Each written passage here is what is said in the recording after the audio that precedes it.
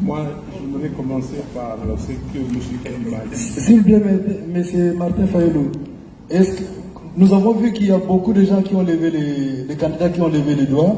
Est-ce qu'on peut établir le principe, nous ne sommes pas de ces sacs, est-ce qu'on peut aller par exemple, 3 minutes ou 5? Je vais vous poser des questions liées à la CENI, je ne vais pas aller ailleurs. Merci. Mais je vais commencer par dire, Père pardonne M. Kadima et les membres de la CENI pour leur volonté de mener un processus électoral opaque. Et Père, merci d'avoir fait que leur crime ne soit pas parfait. Je vais commencer par là, parce que nous sommes venus ici, comme dit Augustin Matata, par politesse. Ce n'est pas ça ce que nous avons demandé. On vous a demandé une réunion entre les candidats présidents de la République et la CENI pour se fixer, se convenir des règles du jeu. Et vous venez ici comme si vous amenez les écoliers, vos écoliers au zoo et leur dire voici les espèces d'animaux qui existent dans le monde. Non. Ça c'est quoi exactement ça? Mais regardez, M. Kadima, membre de la CENI, voilà les rapports des 68 pages de l'OIF.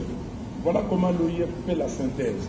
En 3 lignes, on dit ceci: un fichier électoral inclusif, c'est le fichier de 2018, exhaustif et actualisé, mais perfectible, et donc nécessitant des améliorations ayant fait l'objet des recommandations à court et moyen terme en vue notamment de son affichage provisoire pour permettre d'aboutir à des listes électorales définitives conformément à la loi.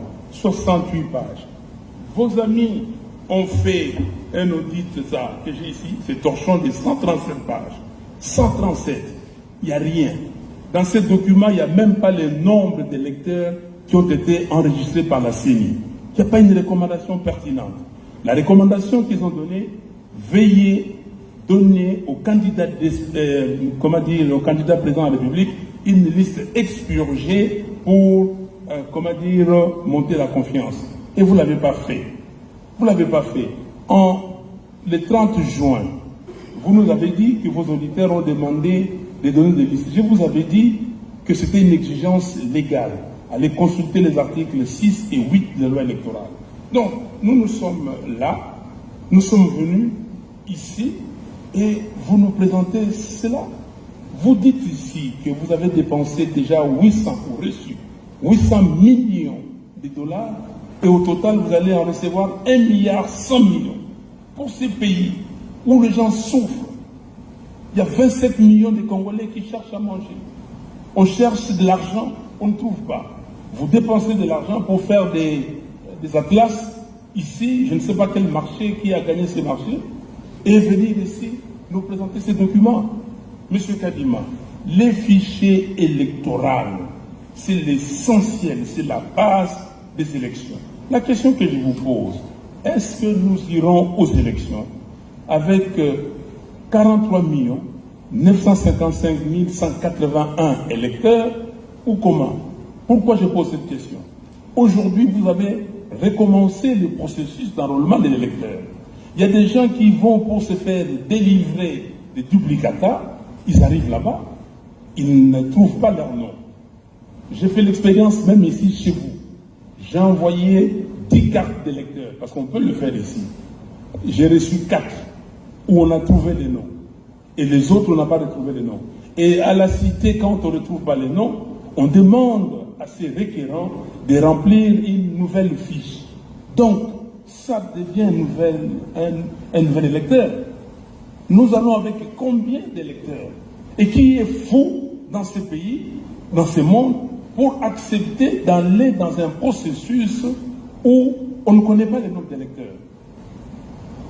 Moi, je vous ai dit, et je le répète, on vous a utilisé parce que vous êtes spécialiste d'observation électorale, vous connaissez toutes les fraudes qui existent en Afrique et vous venez ici pour proposer ces fraudes-là. Parce que l'imprimante thermique a été utilisée à dessein et vous saviez que les données, les écritures allaient disparaître. Pourquoi maintenant vous achetez des imprimantes normales? Donc, Je vous pose une question. Dites-nous, à la date d'aujourd'hui, dans combien d'antennes vous avez déployé cette liste? Combien d'antennes ont déjà reçu des listes et combien d'antennes ont fiché ces listes? Et dites-nous pourquoi vous avez violé intentionnellement, délibérément, les articles 6 et 8 de la loi électorale. Franck Diongo vous a cité ces articles et je ne reviens pas. Pourquoi vous les avez violés? Ici, c'est une violation flagrante. Et dites-nous, je vous donne un exemple. J'ai beaucoup d'exemples ici, il n'y a pas de temps. À Kabea-Kamwanga, il y a un centre qui avait enrôlé 959 électeurs. Mais la liste qu'on amène là-bas reprend seulement 26 électeurs. Ok? Comment vous justifiez ça? Je peux vous donner d'autres cas. Et vous venez de le dire que nous avons organisé l'enrôlement pour ne pas exclure les électeurs. Si l'épopée des cartes nous montre que c'était fait intentionnellement, et maintenant dites-nous, dans combien de temps vos requérants ou les requérants, ceux qui veulent des duplicata, vont avoir leurs duplicata? 1. 2. Quand est-ce que maintenant vous allez publier la liste définitive? Votre présentateur tout à l'heure a dit ce qui nous intéresse, c'est 15 jours avant, on publie. Non, ce qui nous intéresse, c'est le respect scrupuleux de la loi. Déjà, vous avez violé la loi portant identification et enrôlement des électeurs dans son article 39. Parce que l'article 39 disait que vous devriez publier des listes provisoires après enrôlement d'électeurs. Vous ne l'avez pas fait. Donc, nous sommes ici, on est traînés comme ça, comme des moutons de Panurge, et nous devons aller n'importe où. Donc, ce que nous voulons, M. Kadima, vous ne pouvez pas vous tirer en bon compte comme ça avec l'argent de l'État. Vous ne pouvez pas. 1,1 milliard, c'est énorme. Nous voulons, ici, ces listes-là doivent être auditées. Nous voulons que vous nous présentiez, s'il vous plaît, les fichiers électoraux. Le fichier ne peut pas être corrompu. C'est l'élément essentiel du vote.